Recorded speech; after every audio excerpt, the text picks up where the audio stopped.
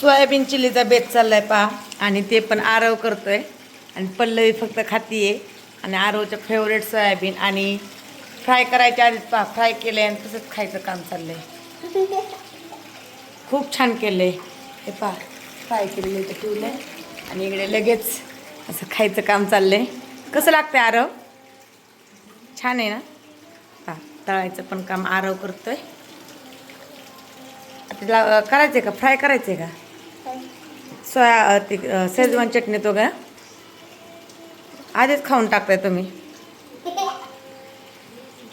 कसं लागतंय तिकडे पहा.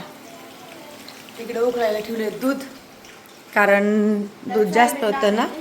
नाही बासुंदी करायची. बासुंदी किती छान असं लाल लाल झाले. जास्त दूध होतं ना म्हणून मग बासुंदी करायला ठेवली.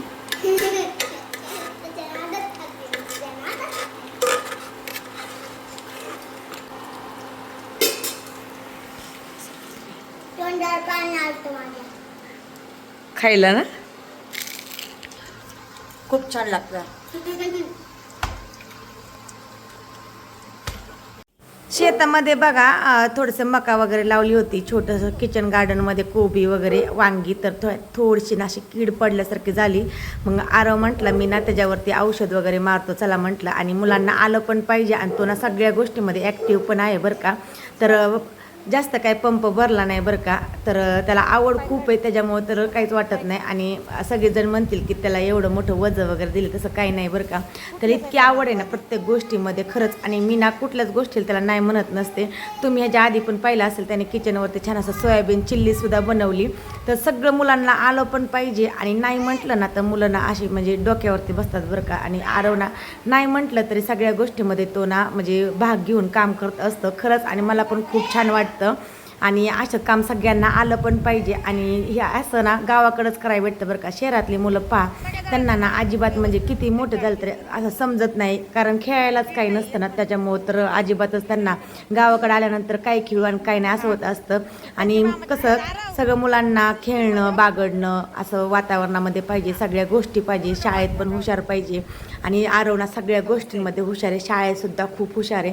आणि सगळ्या गोष्टी त्याला येतात ना, त्यामुळं मला तर खूपच छान वाटतं.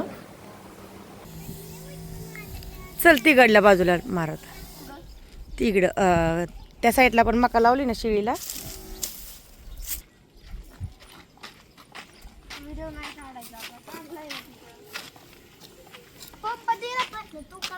पल्लवीच्या बड्डेसाठी पहा त्रिशी वहिनी आली होती आणि दोघींचं पहा आल्याबरोबर लगेच चिक्कल खेळायला चालू होतं. तर तिला आमच्या घरी पल्लवीनं खूप सारा असं ना चिक्कल वगैरे खेळत असते. पहा तिची मामाची मुलगी दोघींना चिक्कल खेळत होतं. एका बाजूला त्यांचं खेळणं चालू होतं, इकडे आरवचं काम चालू होतं. आणि पल्लवी आणि त्रिशी इतकं जमतं ना. संध्याकाळी बड्डे सेलिब्रेशन होतं बरं का. त्याचा व्हिडिओ तुम्हाला लवकरच येईल. तर आरवने छान असं सगळ्या मकवरती औषध मारलं. जास्त काही औषध मारत नाही पण एकदा दोनदा तर मारावंच लागतं, कारण कीड पडली की मग एकदम खराब होते ते नाही का, जास्त चांगलं वाढत नाही.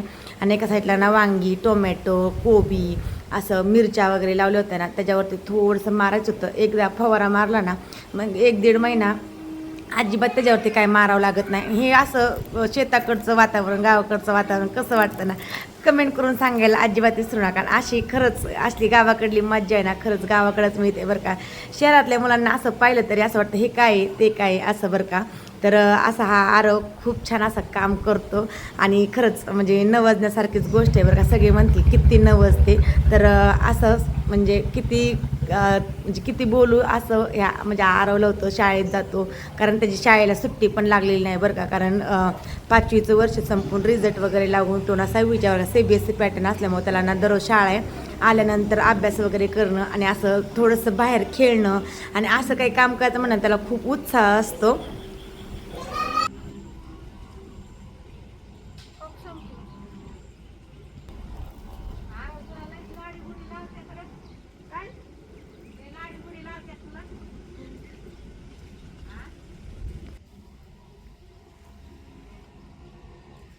खूप इथं तसं कर सगळ्याला थोडं थोडं.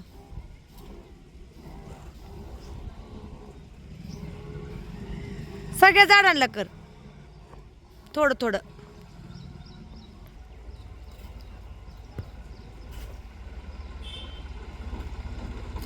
चल घरी.